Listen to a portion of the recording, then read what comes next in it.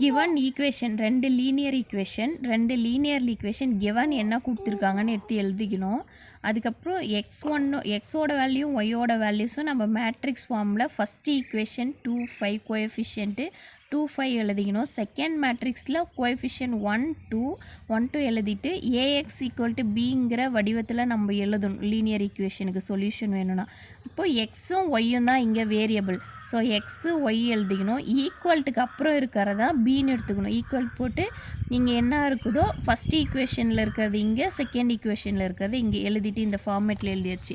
நம்ம சொல்யூஷன் கண்டுபிடிக்கிறதுக்கு நமக்கு ஃபார்முலா என்ன சொல்லியிருப்பாங்கன்னா எக்ஸ் ஈக்குவல் டு இந்த பக்கம் இருக்கிறது இப்படி போச்சுன்னா இன்வெர்ஸில் வரும். அதான் அவங்க ஃபார்முலாவாக கொடுத்துருக்காங்க. இந்த வடிவம். இப்போது நமக்கு இந்த ஃபார்முலாவில் எடுத்துன்னு போயிட்டு எல்லாத்தையும் சப்ஸ்டியூட் பண்ணால் என்ன வேணும்? ஏ இன்வெர்ஸ் கண்டுபிடிக்கணும்.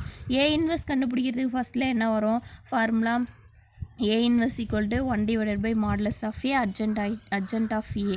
ஏ இன்வெர்ஸ் ஈக்குவல் டு அதுக்கு என்னென்ன தேவை? மாடுலஸ் ஆஃப் ஏ ஃபஸ்ட்டு கண்டுபிடிக்கணும், அர்ஜென்ட் ஆஃப் ஏ கண்டுபிடிக்கணும். அது ரெண்டுத்தையும் போட்டால் தான் ஏ இன்வெர்ஸ் வரும். அப்போது ஃபஸ்ட்டு நம்ம மாடுலஸ் ஆஃப் ஏ கண்டுபிடிப்போம். மாடுலஸ் ஆஃப் ஏ கண்டுபிடிச்சிட்டு determinant value not equal to 0ன்னு வருது. So solution exist. அதுக்கப்புறமேலு அட்ஜாயிண்ட் ஆஃப் ஏ கண்டுபிடிப்போம்.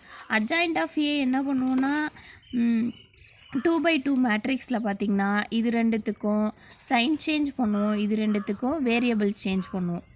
ஒன்லி எழுதியிருக்கேன் பாருங்கள். நம்பரை மட்டும் சேஞ்ச் பண்ணிக்கணும். இங்கே இருக்கிற நம்பர் இங்கே, இங்கே இருக்கிற நம்பர் இங்கே.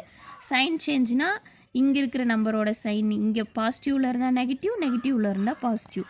தட்ஸ் அதுக்கப்புறம் நம்ம ஃபார்முலாவில் எடுத்துகிட்டு வந்து ஏ இன்வெர்ஸோட ஃபார்முலா ஏ இன்வெர்ஸ் கண்டுபிடிச்சது, பி இன்வெர்ஸ் ரெண்டுத்தையும் எடுத்துன்னு வந்து சப்ஸ்டியூட் பண்ணுறோம். எக்ஸோட வேல்யூ முடியவே போகுது.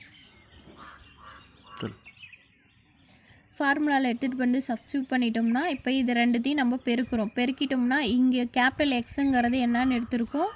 எக்ஸு ஒய்ன்னு எடுத்திருக்கோம். எக்ஸு ஒய்ன்னு எழுதிட்டு இது ரெண்டுத்தையும் நம்ம பெருக்கிட்டு அதை சுருக்கி லாஸ்ட்டு வர ஆன்சர் பார்த்திங்கன்னா இதை. அதுக்கப்புறம் எக்ஸோட வேல்யூ இது, ஒய்யோட வேல்யூ இது. ஸோ சொல்யூஷன் நமக்கு கிடச்சிருச்சு.